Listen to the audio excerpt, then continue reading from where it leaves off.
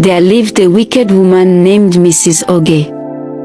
She had a 22-year-old daughter named Ada and a stepdaughter named Amora, who was also 22 years old. Oge hated her stepdaughter Amora because Amora was prettier, hardworking, and was always praised by the villagers. She always wished that her daughter Ada had all these attributes. She made sure Amora did all the house chores, while her daughter Ada stayed back at home doing nothing.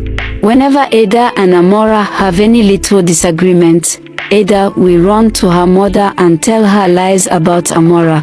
That day Mrs. Oge will punish Amora and starve her from eating food throughout the day. One day Amora went to the stream to fetch water when a handsome man saw her on her way to the stream. His name was Jayok.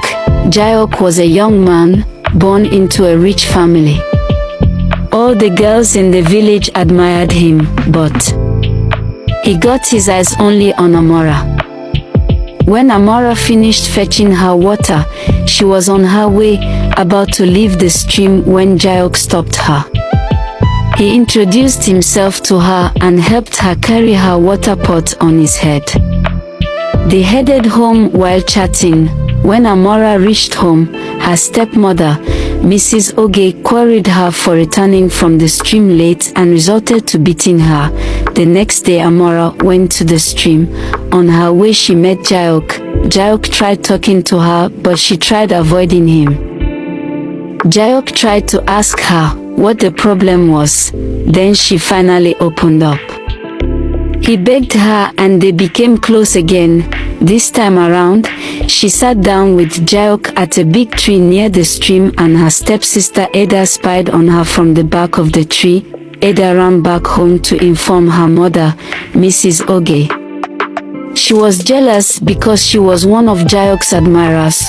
When Amora went home that day, her stepmother beat her to pulp and warned her to stop seeing Jayok. For 4 days Amora didn't step out of their hut. Jayok became worried because he stood at their usual spot, at the big tree near the river, to wait for Amora. When she didn't come out that day to fetch water, he became sad and was returning home. When Ada met him, she started showering praises at him and told him how she has been his admirer and loved him for a long time. But Jayok turned a deaf ear and decided to ignore her, like he ignores other girls. She disclosed to her mother that Jayok was the man Amora was spending time with at the stream, and her mother promised her to tame Amora and divert Jayok's attention to her. Ada was happy because she hoped that her mother will grant her Jayok. After a week Amora was finally allowed to leave the house. This time around, she was sent to go and carry firewood and was accompanied by Ada. On their way back from carrying firewood, Jayok stormed out of the bush and asked Amora that he wanted to help her carry the firewood on her head, but Amora bluntly refused as she was afraid of being reported again. All this while Ada was maliciously looking at the both of them with envy, as she had always liked Jayok and wanted him for herself. They both returned home and Ada fought Amora because of Jayok. She told Amora to stay away from Jayok as Jayok was hers alone. One evening the village maidens were having a maiden dance competition and Ada and Amora went out that night at full moon. When they got to the village square that night, they saw other village maidens dancing round a fire and Jayok was standing in the crowd. Amora and Ada joined the maidens to dance, when Jayok walked through the crowd and grabbed Amora to a dark corner.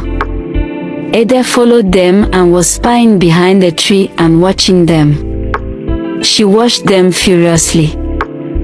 He poured out his heart to Amora. He told her how he had missed seeing her. They both hugged each other and Amora explained to him her situation and he promised to come and marry her. They both hugged and bid each other their goodbyes. Amora went back to the crowd and discovered that Ada was no longer at the dancing festival. Amora ran back home and she was asked to kneel down. Then Mrs. Oge asked her to stop seeing Jayok, and Mrs. Oge told her that Ada was already in love with Jayok. The next day, Jayok came to Amora's house with his kinsman bearing palm wine in a jar. He came to ask for Amora's hand in marriage, and Mrs. Oge agreed. That day Mrs. Oge called Amora and threatened her that she wasn't going to let her marry Jayok. That Ada will marry Jayok instead. The marriage day came, and according to their tradition, the bride is to be covered with wrapper like a veil, not revealing her face, and the groom carry his bride home before opening her veil. Jayok was very happy to see his bride, not knowing that it was all a deceit. He took her home and unveiled her, only to realize that he has been deceived. He became furious and left the hut. He didn't return to his house for about a week. Later on he returned home. He refused to eat Ada's food or even glance at her. He hated the sight of Ada. In the evening, as they were asleep, Ada tried moving close to him, to touch him, and he woke up furious and left the hut that night. Ada wept. She was being ill-treated by Jayok despite all that she did.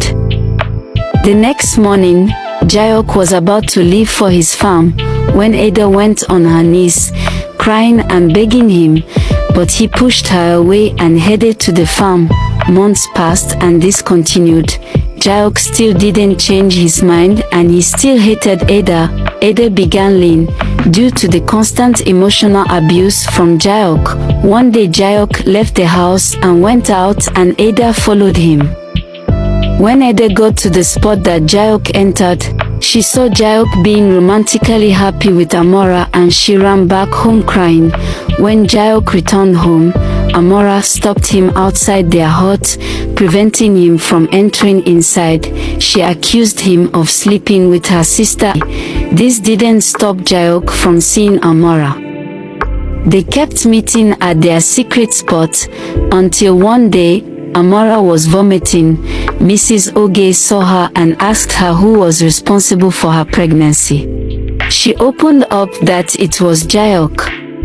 Jayok was happy, but this didn't sit well with Mrs. Oge. She knew that her daughter's marriage to Jayok would be in shambles.